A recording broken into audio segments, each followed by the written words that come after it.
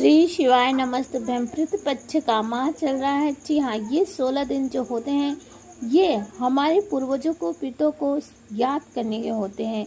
जी हाँ, इसी कारणवश हम साल भर तक हमारे पितरों को याद नहीं करते, पूछते नहीं, भूल जाते हैं। तो कोई बात नहीं, 16 दिन जो होते हैं इन 16 दिनों के अंदर पितरों को याद करने का समय होता है। जी हाँ, अगर आपकी कुंडली में पितृ दोष है और नहीं भी है तब भी आप ये उपाय कर लेते हैं, तब भी सभी समस्याएं दूर हो जाती हैं, सारे मनोकामना पूरे हो जाते हैं। जी हाँ, क्योंकि यह जो उपाय है इस उपाय को आप विवाह के लिए भी कर सकते हैं, संतान प्राप्ति के लिए भी कर सकते हैं, धन संपदा वृद्धि के लिए कर सकते हैं। जी हाँ, परिवार में खुशियाँ लाने के लिए किए जाते हैं ये उपाय। चलिए शुरुआत करते हैं। देखिए, अगर आप पिंडदान नहीं कर पाते हैं पितरों को के लिए कुछ भी विशेष उपाय आप कर सकते हैं, तो चलिए वीडियो की शुरुआत करें। पहला उपाय, कितना भयंकर पितृ दोष क्यों न लगा हो, पितृ दोष से मुक्ति मिलेगी। साथ में बच्चों का मंगल, विवाह नहीं हो रहा है, संतान प्राप्ति नहीं हो रही है,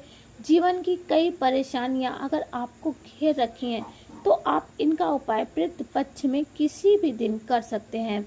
जी हाँ, क्या करना है आपको, एक कटोरी लीजिए, उसमें रखिए चावल। उसमें जी हाँ, चावल अनगिनत चावल जितने आप रख सकते हैं, आपकी क्षमता के अनुसार चावल आप भर लीजिएगा कटोरी में। और उसी कटोरी के ऊपर आपको रखना है एक बेलपत्री। ध्यान रखना कि कहीं से कटी फटी ना हो, और एक दुर्वा रख लीजिए। और उस पात्र को आपको अपने घर के मटके के पास, बरंडे के पास मटका रखा है उसी के पास आपको रखना है, क्योंकि इसलिए आप पीने का बर्तन रखते हैं जिसमें आप खाना बनाते हैं, जिसमें एक आप पानी पीते हैं, वहाँ पर आप एक कटोरे में चावल, दुर्वा और एक पत्र रखना है। और कम से कम तक उस कटोरी को 3 दिन तक उसी स्थान पर रखना है। 3 दिन जब पूरे हो जाए तब आपको उस कटोरी में जो चावल है उस चावल को पक्षियों को दे देना है। और जो बेलपत्री है, दुर्वा है, वो आपको महादेव जी के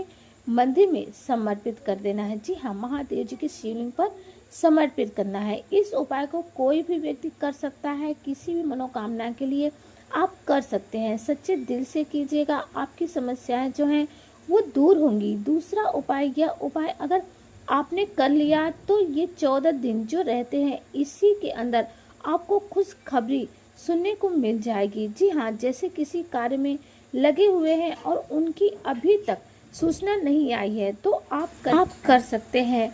साथ ही विवाह के लिए आप कर सकते हैं, आप किसी मनोकामना के लिए कर सकते हैं। इस उपाय को खुशखबरी सुनने के लिए कर सकते हैं कि यानी 16 दिन के अंदर आपकी मनोकामना पूरी हो ही जाएगी। करना क्या है आपको, अपने ही घर का जो आटा है तो थोड़ा सा आटा ले लीजिएगा और उस आटे को अपने घर का जो मुख्य द्वार है दाएं तरफ तथा बाएं तरफ थोड़ा थोड़ा आटा रख देना है। और ये आटा आपको रोज रखना है। हाल ही में जो शेष दिन निकल गए हैं कोई बात नहीं, जो शेष दिन बचे हैं उन दिनों में आपको रोज अपने घर के मुख्य द्वार पर थोड़ा थोड़ा आटा रख देना है। जब 16 दिन हो जाए, अमावस्या की शाम को प्रदोष काल में आपको एक दीपक आपको लगानी है अपने पूर्वजों को याद करके। और कहाँ लगाना है, सबसे आसान, आपके घर में मटका है जिसमें से आप पानी पीते हैं, उस बर्तन के पास एक लंबी बाती का और घी का, उसकी जो बाती रहेगी वो दक्षिण की तरफ रहेगी। और अगर आप घर में नहीं लगाना चाहते तो फिर आप इस दीपक को आप कुआं या तालाब पर लगा सकते हैं। कुआं या तालाब आपके घर के आसपास नहीं है तो उस दीपक को आप पीपल के वृक्ष के नीचे भी जाकर लगा सकते हैं। यह विशेष उपाय पितृपक्ष का सच्चे दिल से कीजिएगा, 16 दिन में मनोकामना पूरी ही हो जाएगी। ये दोनों उपाय बहुत ही खास है। जी हाँ, आप पितृपक्ष में कर के 16 दिन के अंदर ही अपनी मनोकामनाओं को पूरा कर सकते हैं। तो दोस्तों, बहुत ही सरल और लाभकारी उपाय है, आप सभी जरूर कीजिएगा। इसमें कोई पैसा या समय नहीं लगना है। तो आप सभी से फिर से निवेदन है कि आपने अभी तक मेरे चैनल को सब्सक्राइब नहीं किया है तो प्लीज़ चैनल को सब्सक्राइब करके वीडियो को लाइक करें। कमेंट में ओम नमः शिवाय लिखना ना भूलें। महादेव जी आपकी सारी मनोकामनाओं को पूर्ण करें। ओम नमः शिवाय।